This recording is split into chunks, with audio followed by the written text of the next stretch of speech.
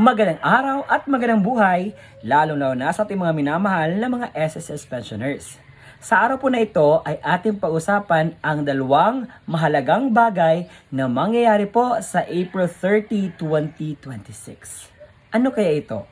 Dapat itong malaman ng mga SSS pensioners. Kaya naman, inaanyayahan kita na tapusin mo ang video na ito hanggang sa dulo at kung nagustuhan mo agad itong content, huwag mo namang kubli sa akin ang pag-subscribe ng aking YouTube channel. Okay, heto po ang una na ating pag-uusapang bagay. Ito po ay good news po para sa ating mga minamahal na SSS pensioners.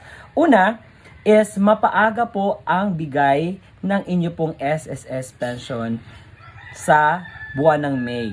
Imbis na May 1, matatanggap nyo po ang inyo pong pension, but it's holiday po, hindi po yan maibigay sa holiday, kaya na po ma-advance po yan sa last working days, at ang last working days po natin is April 30, 2026. Kaya naman po sa mga first batch lamang po ito ha, na may date of contingency na first to 15th day of the month. Expect po na mapaaga po ang inyo pong pensyon na maibigay. Ayan po. So pangalawa natin na pinakamalaga na dapat gawin, kasi marami nagrereklamo, sir, wala na akong natanggap na pensyon sa SSS. Ano po ba yung pwedeng dahilan nito sa pagka hindi ko nakatanggap ng pensyon?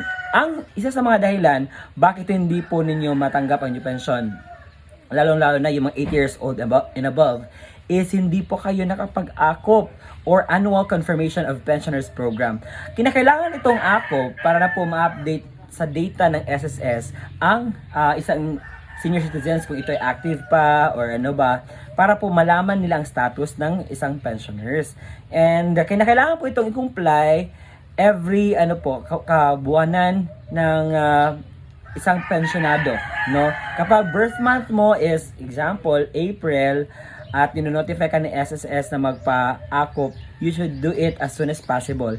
Kasi kapag hindi mo magawa iyan, mapuputol po pansamantala ang iyong pension at kinakailangan ka po mag-comply at 2 months before babalik pa na matanggap mo ang iyong pension. But don't worry, kapag ikaw ay hindi nakapag-comply, 2 months lamang po yan hindi matatanggap yung pension mo. Naka-pause po yan.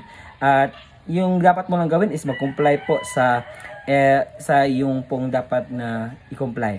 Meron pong online na pagpaakop, meron ding sa ikaw mismo pupunta. Meron po yung via face identification. And I hope sa dalawang bagay na yun ay nakakuha kayo ng magandang impormasyon. Don't forget to subscribe my YouTube channel. Bye!